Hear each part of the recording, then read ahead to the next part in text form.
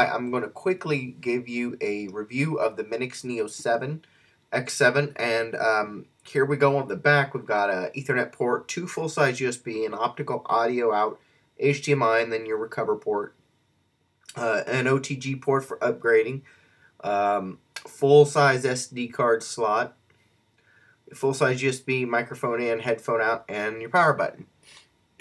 This is what comes with it. You've got HDMI and two USB cables, and then of course your remote.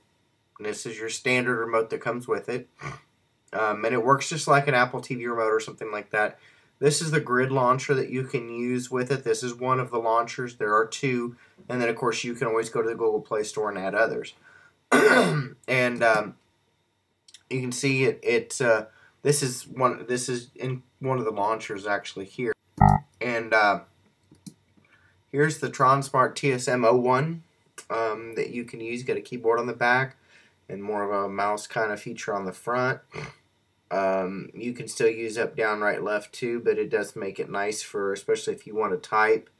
I found it takes just a little bit of getting used to because the keys are a little small, but after you play with it a few times, it's not long and boom. And here's the other launcher that you can use standard with the Minix. This is what will come up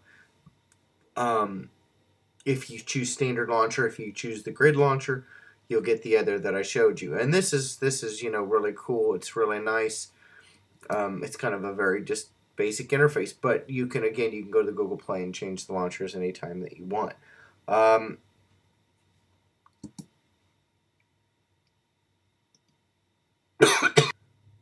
I've been asked a lot, what is the difference between the X7 and the X7 Mini? Well, you can see here that on the back, you lose your two full-size USB ports. You still get HDMI, an optical, and of course your Ethernet. And then on the side, you do lose the power button and the headphone and the microphone jacks, but those can be always connected via Bluetooth. You'd still have two full-size USB jacks, and rather than having the dedicated OTG port for upgrading, you just use the first USB port there, and you still have your, as we've got pointed there, and then of course you still have your full-size SD card slot, which is cool.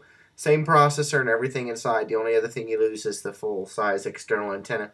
You have an internal antenna. These are Minix Bluetooth headphones you can buy.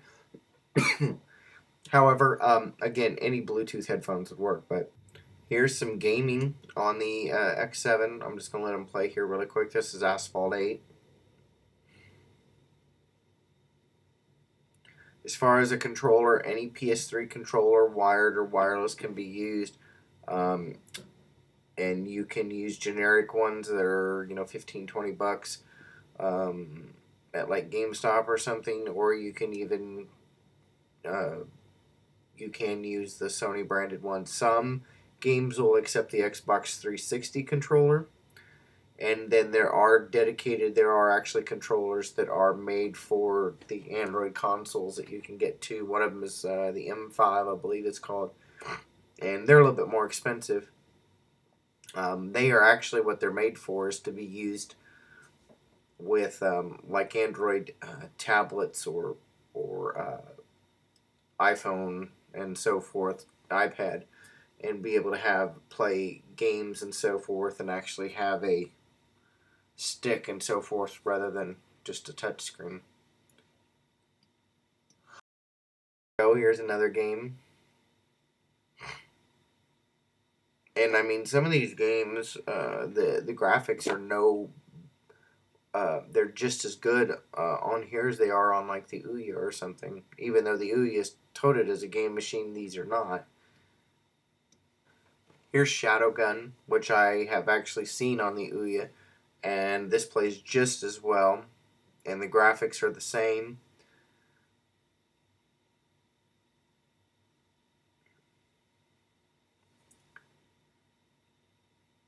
And you can have that cool live wallpaper like that too with this.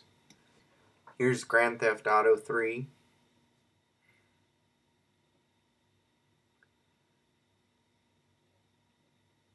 Now we're going to show you some retro gaming. Here's Mario Kart 64 running on the X7.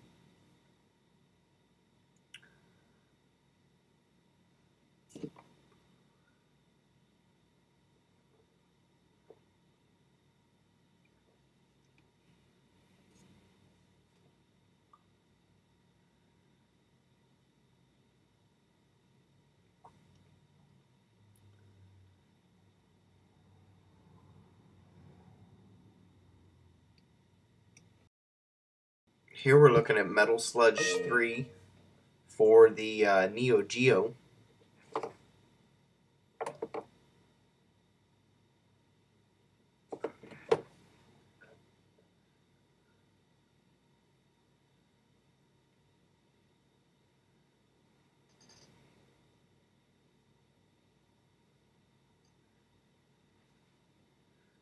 And here's one of the main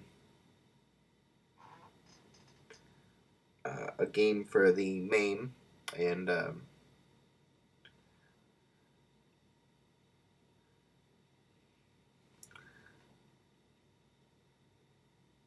you can see it plays it just fine, and there would be no reason that it shouldn't.